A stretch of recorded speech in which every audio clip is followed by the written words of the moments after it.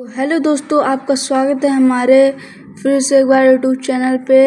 मैं आज नया चैप्टर लेके आया हूँ, क्लास 8 का chapter resources. What is resources? A resource is anything that can be used to satisfy human needs and wants.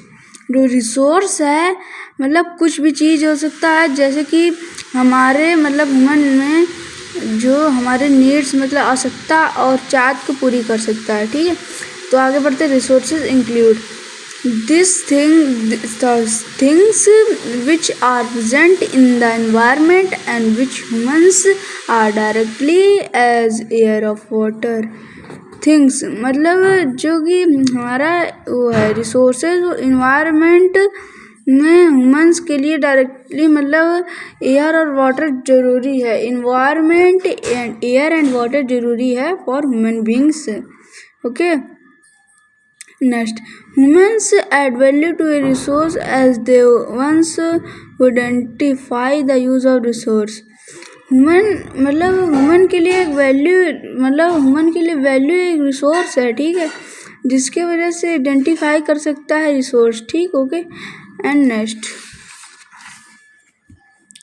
जैसे कि हम पढ़ रहे हैं classification of resources.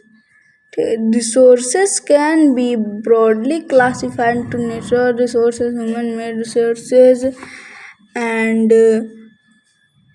Human resources. Okay, resources का 4 टाइप्स होता, 3 टाइप होता है: natural resources, human made resources and human resources.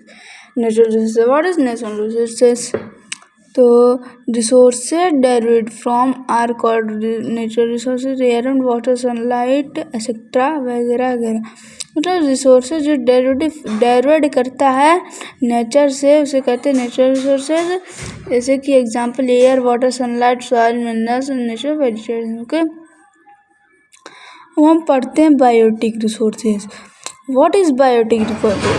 Biotic resources include all living organisms, earth, flora, vegetation and the fauna, animal life, human beings are biotic।